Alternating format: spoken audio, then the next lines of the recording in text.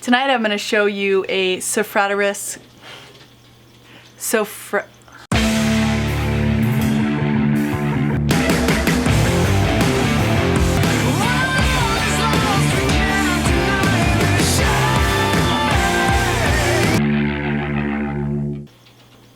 Deadly Tarantula Girl coming to you from my private serpentarium tonight to bring you a really adorable amphibian.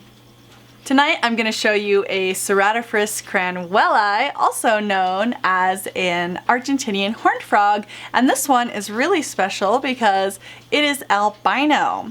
So I know you guys, some of you went along with me. You saw my little vlog when I went to Alamogordo the other day and I picked up a couple of critters. I brought home a beautiful male panther chameleon. That video will be coming up soon. And now the albino horned frog. Let's take a look.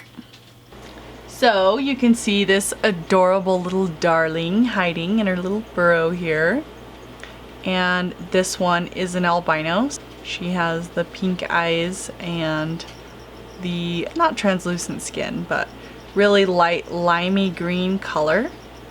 And normally they are green with black or red markings, and you can see here where this animal has the striping that would normally be black or red, and it is somewhat red. This is a very round frog, and they're very happy to stay burrowed a lot of the year. They live in the South American woodlands. They are ambush predators. Obviously they need a deeper substrate because they like to bury themselves. You have to be very careful with any frog never to use tap water in their substrate or on them because tap water is chlorinated. So you either have to use a tap water conditioner or a dechlorinator, or just have water standing for 24 hours until the chlorine neutralizes. And so you have to be very careful with sensitive little froggies. Now the common names for this animal are the Argentinian horned frog, the Argentine horned frog, the Argentine wide-mouthed frog, the ornate Pac-Man frog, and I know people call them other stuff too. This animal is native to Argentina, Uruguay, Brazil. They mature within 2 years, maybe a year and a half, and their lifespan is normally around 6 years. I would say this is a fairly large frog. They can grow to be 4 to 6 inches, with the females getting larger. Some people consider them aggressive, and other people just think that they are just very enthusiastic eaters. They're little garbage disposals. These guys eat a lot. So this is the back end of my little froggy. It's not very big yet. It's totally adorable. And you can see its color. So I'm just gonna rinse it off so you can see how beautiful it is. Some people think the albinos are kind of weird looking, but I think they're gorgeous.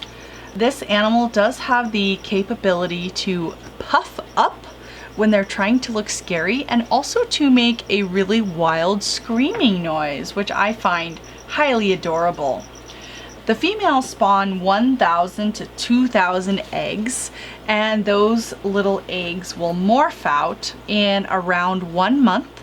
However, some people, through temperature control, can actually get them to morph in closer to 2 weeks. And actually, this species has become more popular in embryonic research because apparently researchers can halt their growth and development at any stage and kind of stop and manipulate the cells and do other weird freaky science things with them. And I just think that they're really adorable. This species and a few species of dart frogs are actually the only species of frogs that I have ever reproduced. I had a small little female spawn out about 300 eggs, and they do cannibalize like crazy. And unfortunately, at that time, it was quite a few years ago, I only wound up with about 30 frogs, but it was definitely a learning experience.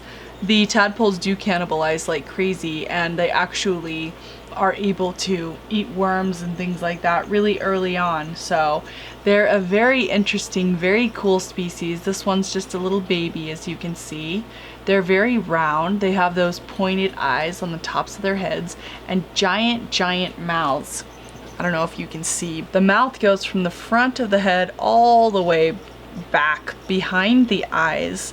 And another thing you want to be very cautious about anytime you are handling frogs is to touch them as little as possible, because all of the chemicals and the soaps and the perfumes and the lotions and anything that you have on your hands, they can absorb through their skin through osmosis, and it can be very harmful to them. So if I do have to handle my frogs, I make sure and do it after I have rinsed my hands thoroughly. I do not wash my hands with soap before I touch them. Of course, I always have, I don't wear perfume, but I always have lotions on. I just rinse and rinse my hands and then touch them as little as possible, because humans have all kinds of oils and things on their skin, no matter what, that frogs don't really need to have on their skin. And I really love frogs. I think these are super adorable. I love this one in particular. I don't know if it's a male or a female yet. Let me know if you can tell.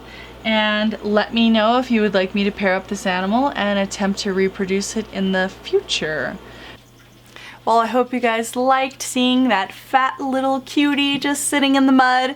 I think horned frogs are absolutely adorable, and I actually have a giant pond where I'm trying to breed my pixie frogs right now. So if you'd be interested in seeing some footage on that, let me know. Let me know what your favorite species of frog is and whether or not you have any interest in keeping frogs. Hope you guys like this one, and I'll catch you next time.